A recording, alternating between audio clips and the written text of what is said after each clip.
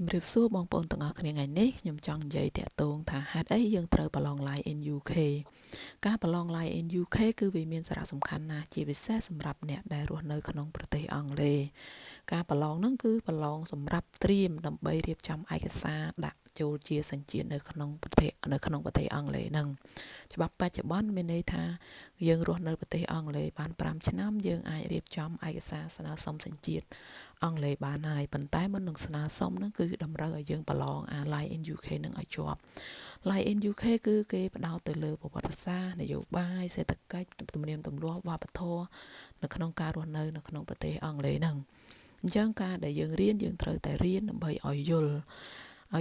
តាក់ទងទៅនឹងការប្រវត្តិសាស្ត្រអីគោលនយោបាយអីគេផ្សេងហ្នឹងដើម្បីយើងយកទៅប្រឡងអញ្ចឹងការដែលរស់នៅក្នុងរយៈពេល5ឆ្នាំហ្នឹងយើងត្រូវតែប្រឡងនៅក្នុងចំណុចណាមួយពេលដែលយើងប្រឡងជាប់ហើយគឺជាប់ហើយវាអត់ expire ទេអញ្ចឹងទោះបីបងប្អូនចេះអង់គ្លេសតិចក្តីច្រើនក្តីគឺត្រូវតែខំប្រឹងរៀនមានន័យថាក្នុងរយៈពេល5ឆ្នាំហ្នឹងយើងត្រូវតែតាំងចិត្តថាម៉េចរៀនដើម្បីប្រឡងអានឹងឲ្យជាប់ហើយតាក់ទងនឹងការរៀនខ្ញុំនឹងចែករំលែកនៅក្នុងវីដេអូបន្ទាប់ទៀតអរគុណច្រើនបងប្អូនទាំងអស់